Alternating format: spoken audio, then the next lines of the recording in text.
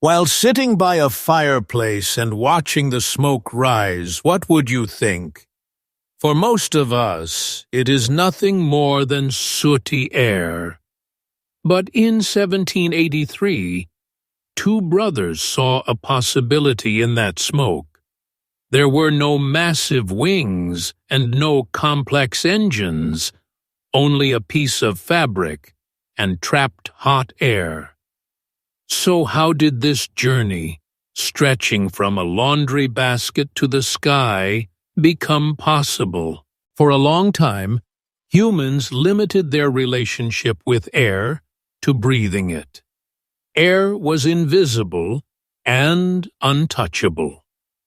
It was always present in daily life, yet rarely reflected upon.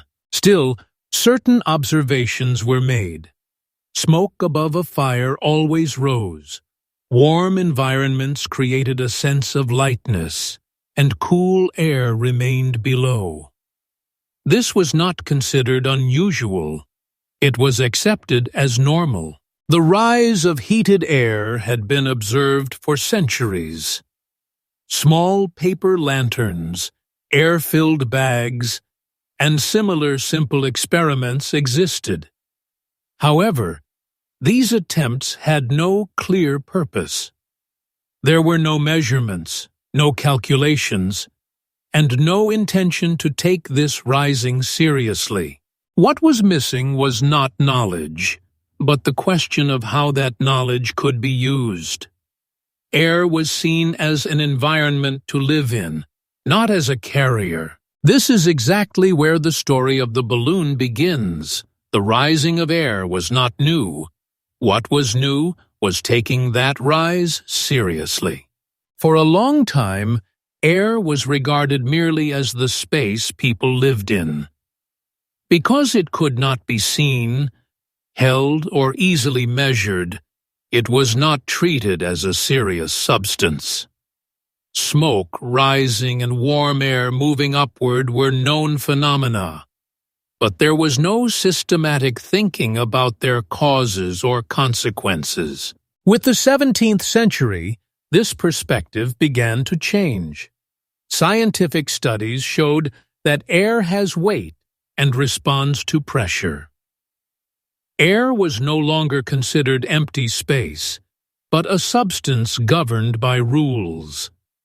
Still, this knowledge remained confined to theory and experiments, with little effect on daily life. The real turning point was not understanding how air behaves, but asking what that behavior could be used for. The rise of warm air was known, yet the idea that it could function as a lifting force had not taken root. People continued to imagine flight through wings and muscle power.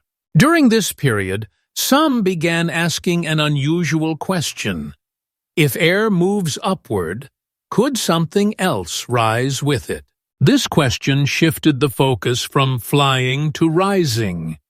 It was precisely here that the intellectual foundation of the balloon was formed. In late 18th century France, the Montgolfier brothers were not scientists.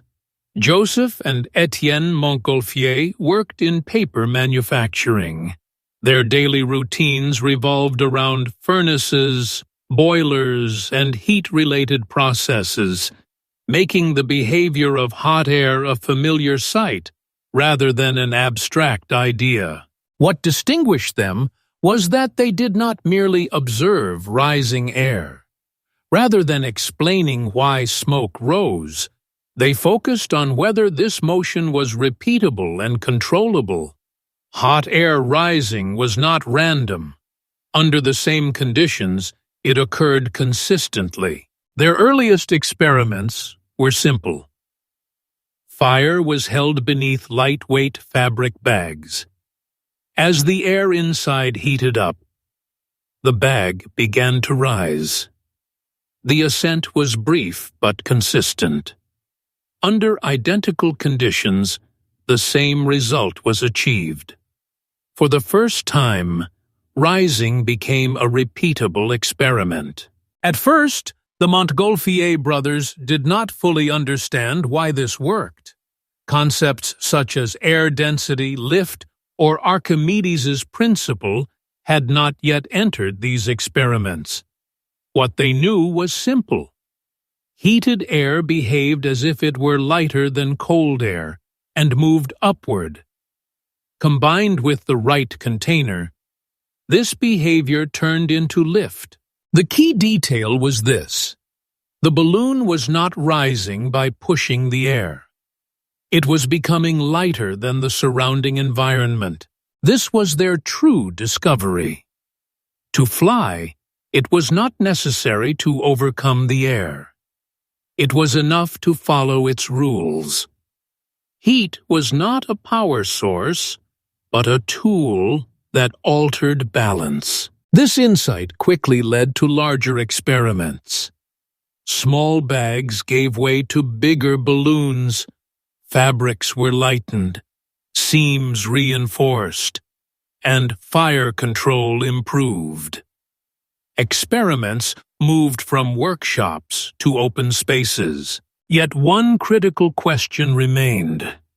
Was this rise reliable enough to carry a living being? As experiments grew, the question of whether the balloon could truly carry life became unavoidable. The fabric rose, but the issue was no longer the bag itself. It was whether a living being could be lifted safely. In the late 18th century, flight was seen as dangerous and unknown. How the human body would react at altitude was unclear. Breathing, loss of consciousness, and falling were all serious risks. Using humans directly was considered too dangerous. The solution was animals. In 1783, a sheep, a duck, and a rooster were placed in the balloon. Their selection was deliberate. The sheep approximated human weight. The duck could already fly, and the rooster served as a comparison.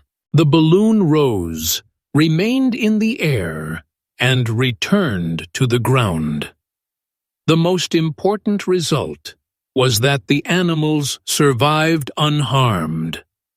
The balloon could not only rise, it could carry life. The experiment caused widespread public and scientific attention. For the first time, reaching the sky was no longer a dream, but an observable and measurable event. Still, the problem was not solved. The balloon could not be controlled. It drifted wherever the wind carried it. Yet the idea of human flight had become irreversible. The question now was simple. If animals could return safely, were humans next?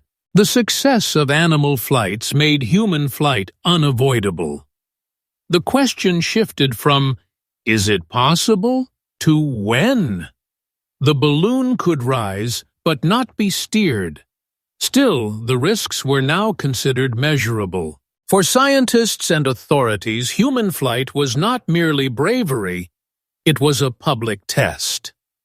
The usefulness of the balloon could only be proven by carrying a human. It became a necessity rather than a choice. Early manned flights were short and cautious, often tethered to the ground. The true threshold was the moment the balloon detached completely, surrendering to the wind. For the first time, the sky was no longer just something to observe. It was a place to enter. These flights were short, but their impact was immense. The balloon proposed a new approach to nature, not forcing it, but working within its rules. From this point on, the balloon was no longer just an experiment. It was considered a vehicle. Human flight proved possible, but the balloon's limits were clear. It could rise, but it could not choose where to go. Without control, it was unreliable. The balloon lacked propulsion. It relied entirely on lift. Rising was possible, Directed movement was not. Weather dependence made flights dangerous. Landings were uncontrolled, flight time limited, and constant fire maintenance increased risk. The balloon became a paradox. It could reach the sky, but not remain there. It could lift humans, but not carry them forward. For engineers, the balloon was not an end, but a stepping stone. It proved flight was possible, not how to sustain it. Attention shifted to wings, propellers, and engines. The balloon remained in history, but not in the future. Still, its legacy was profound. The sky was no longer imagined. It had been entered. Today, balloons remain not as transport, but as controlled experiences.